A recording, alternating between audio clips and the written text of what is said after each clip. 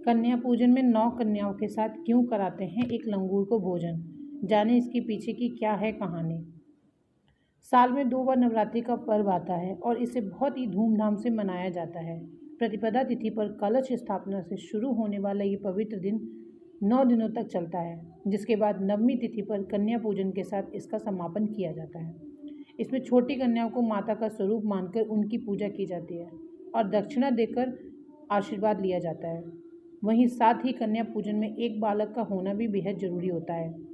लेकिन क्या आप जानते हैं ऐसा क्यों है? मान्यता है कि कन्या पूजन के बिना नवरात्रि का पर्व पूरा नहीं होता है। इसलिए कन्या पूजन के दिन 9 कन्याओं के साथ लंगूर की भी पूजा करके उन्हें भोज कराया जाता है। लेकिन शायद ही आप लोग इसके बारे में जानते होंगे। तो चलिए इस आर्टिकल में आपको आज बताते हैं कि आखिर कन्या पूजन में लंगूर का होना जरूरी क्यों होता है। जानते हैं कन्या पूजन में क्यों शामिल किया जाता है लंगूर को। नवरात्रि में जिस तरह से कन्या पूजन के बिना माँ की उपासना अधूरी रह जाती है, ठीक उसी तरह से अगर कन्या पूजन में बालक ना हो तो कन्या पूजा पूरी नहीं होती है।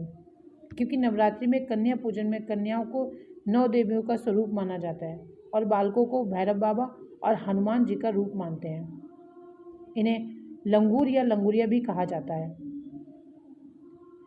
कन्या पूजन, आइए जानते हैं कन्या पूजन में बालकों की संख्या कितनी होनी चाहिए।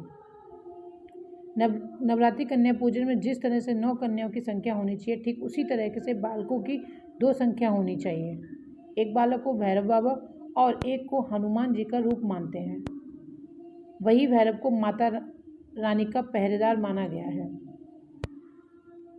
9 कन्याओं की इन रूपों में की जाती है पूजा। कन्या पूजन में 2 साल से लेकर 10 साल तक की कन्याओं को शामिल किया जाता है, जिन्हें उनके उम्र के हिसाब से देवी का रूप माना जाता है। 2 साल की कन्या को कन्या कुमारी, 3 साल की कन्या को त्रिमूर्ति, 4 साल की कन्या को कल्याणी, 5 साल की कन्या को रोहिणी, 6 साल की कन्या को कालिका, 7 साल की कन्या को चंडिका, 8 साल की कन्या को शांभवी, 9 साल की कन्या को दुर्गा और 10 साल की कन्या को सुभद्रा के स्वरूप में पूजा जाता है।